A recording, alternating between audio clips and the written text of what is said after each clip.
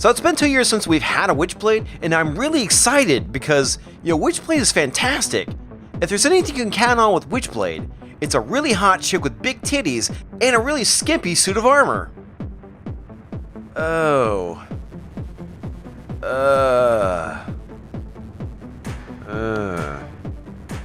Fuck me. Well, I'm sure she'll have a wonderful personality.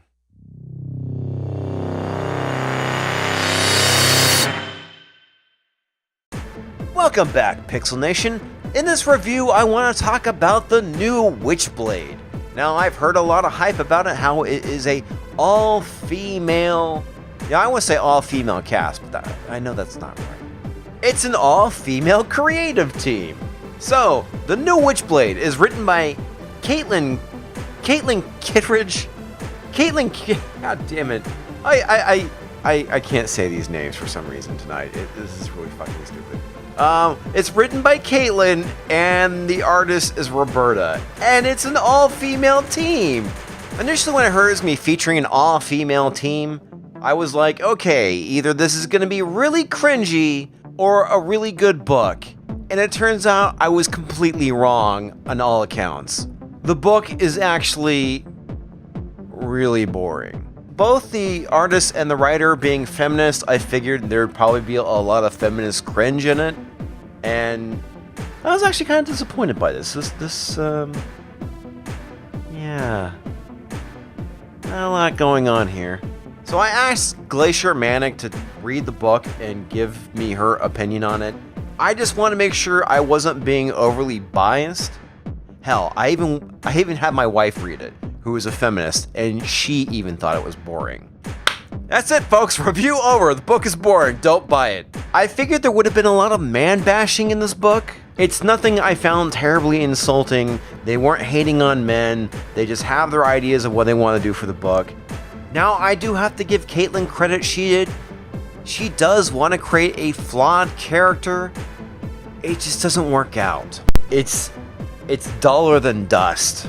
The artwork is actually pretty good. I do like the art. Roberta does a great job. The coloring in it, the coloring's not that great. And for the most part, it's underwhelming. And the way Alex gets the Witchblade, it's like because reasons. There's no circumstance. There is no proving of being worthy. It just kind of happens, and there's no explanation to it or why it even picked her.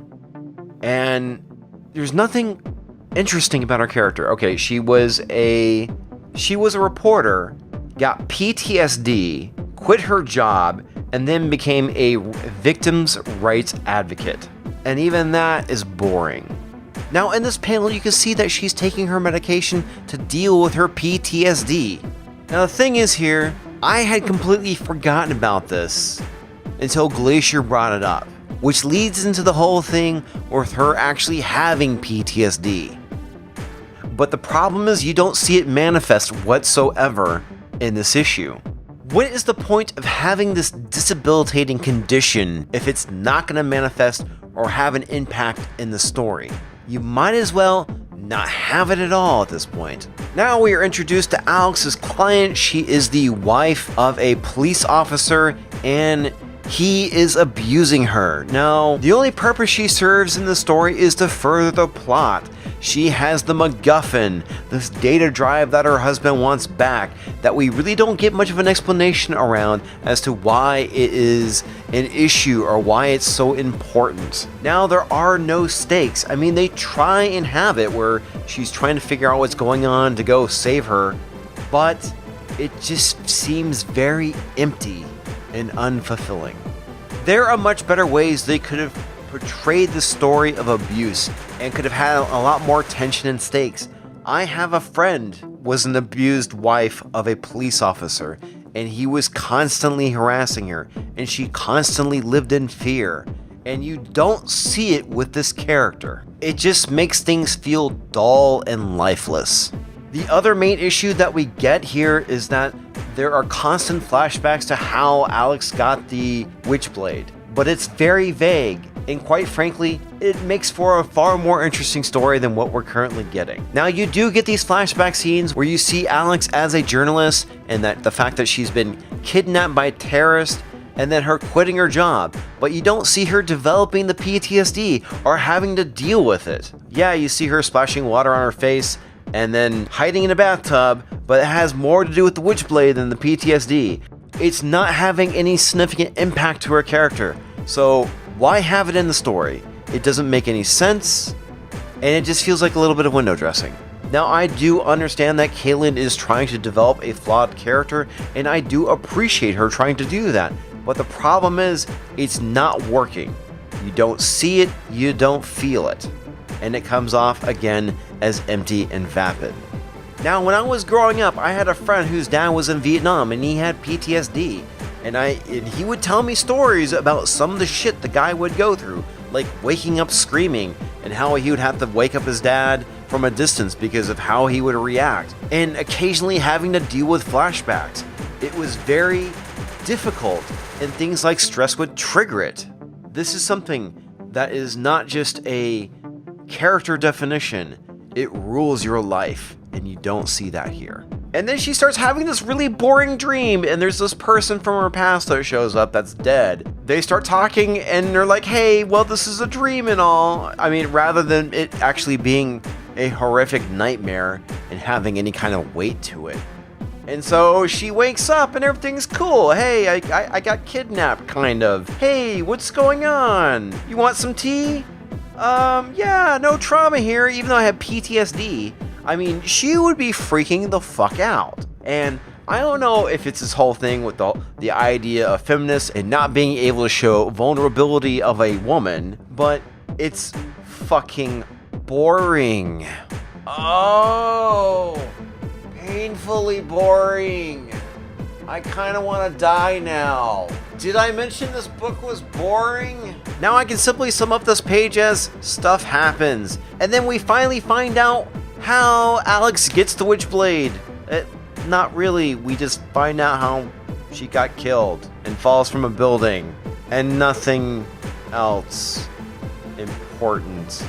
Next, we get the rather unimpressive history of the Witchblade through these panels, and some of them are just kind of weird. I mean, the first two aren't bad. You have this Asian chick with a katana, and then you have this other chick that looks like Joan of Arc, and then decapitated Nazi heads that actually look pretty terrible.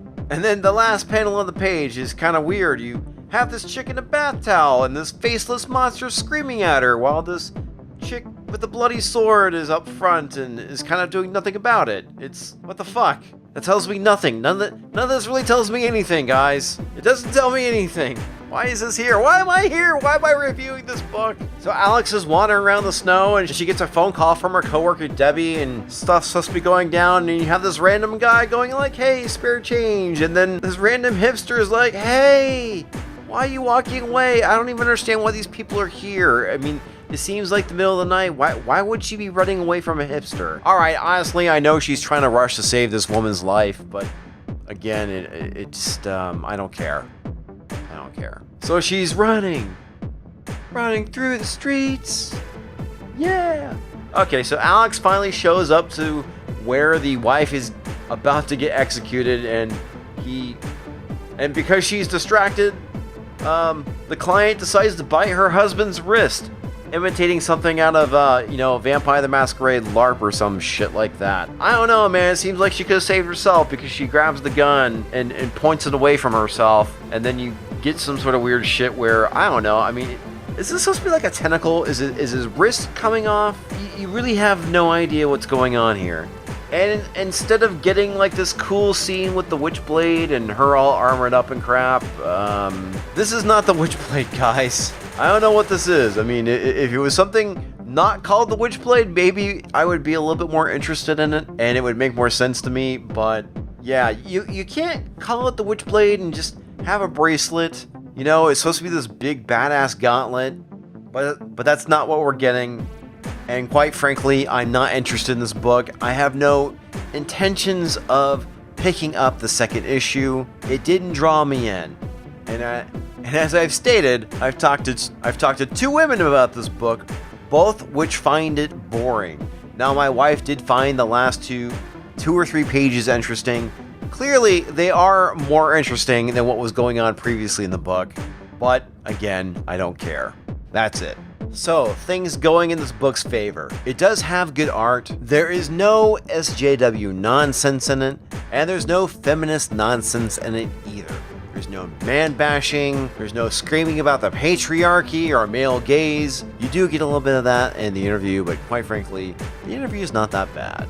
But overall, like I said, it's fucking boring. Can I recommend it? Don't waste your time, folks. It's not worth it. And quite frankly, I don't even know why I wasted my time. I want the last 3 hours of my life back.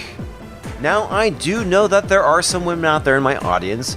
I'm curious to hear what your thoughts are. Do you feel that this book more respects women and is something that can be enjoyed by all? Even though I didn't enjoy it. Oh well. Maybe next time, Witchblade. Maybe next time. Or do you prefer the Witchblade from the 90s? Let me know what your thoughts are in the comments. Alright everybody, you know the routine. Hit that like button if you enjoyed this video. Subscribe if you're new to this channel. Hit that bell for notifications, and until next time, enjoy your reads.